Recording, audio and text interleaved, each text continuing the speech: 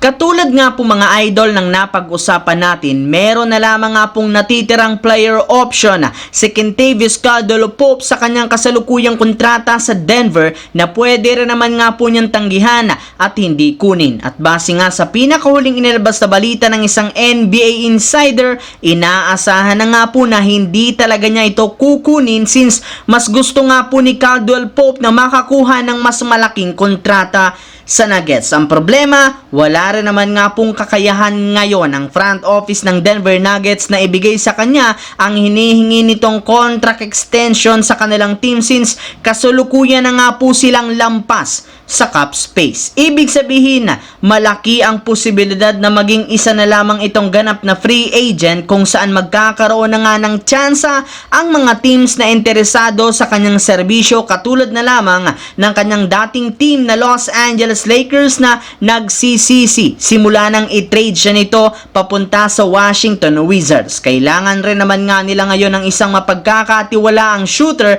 katulad niya na makakatulong kina LeBron James at Anthony Davis. Kaya desidido nga talaga ang Lakers na pabalikin ito sa kanilang kupunan. Samantala, nagkaroon nga sana mga idol ang Indiana Pacers ng napakalaking pagkakataon na maagawang panalo sa kanilang Game 1 laban sa Boston matapos silang lumamang ng 5 points sa huling segundo ng fourth quarter. Ngunit dahil nga sa sunod-sunod na turnovers at nagawang pagkakamali ng Indiana, umabot pa sa overtime ang kanilang laban hanggang sa matalo sila. Kaya kasunod nga po ng pangyayaring ito, maraming ang mga fans ang nagalit sa kanilang kupunan since kasalanan nga talaga nila ang pagsayang ng kanilang kalamangan sa Game 1. Pero ayon nga po mga idol kay Coach Rick Carlisle, ang kanilang pagkatalo sa Game 1 ay kasalanan niya. Kailangan nga pong isisi sa kanya ang mga nagawa nilang pagkakamali gayong dapat nga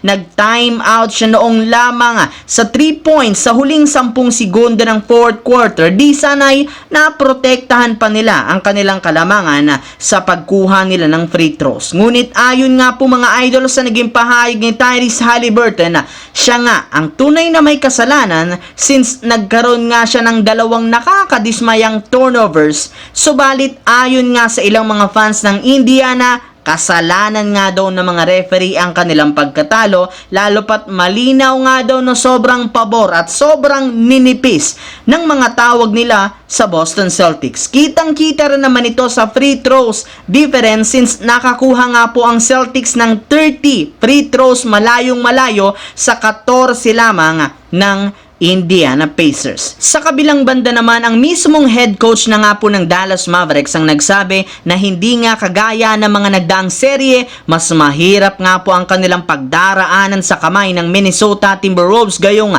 alam nga po nila kung gaano ito kalakas. Ito lang naman ang tumalo sa ating defending champions na Denver Nuggets, kaya sigurado nga po na hindi ito basta-bastang team, lalo pat meron nga silang napakasolidong lineup especially sa front court. Bukod nga po dyan, meron rin naman nga itong main superstar na bumubuhat sa kanilang kupunan na si Anthony Edwards. Kaya as much as possible, balak ng Dallas Mavericks na i-double team ito parati si Edwards sa tuwing hawak nito ang bola since wala rin naman nga silang player na kayang bumantay sa kanya ng mag-isa. Pero kung match up lang naman nga daw ang pag-uusapan, plano nga po nilang gamitin si Derrick Jones Jr. bilang primary defender nito sa kanilang mga laro gayong eto lang naman ang nag-iisa nilang player sa kanilang lineup na merong laki, haba at liksi na kayang tapatan si Anthony Edwards.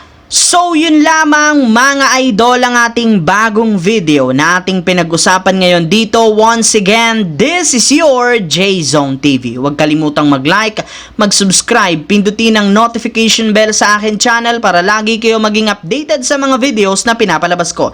Isang malaking shoutout sa lahat mga idol. Thanks for watching. Hopefully nag-enjoy kayo ngayon.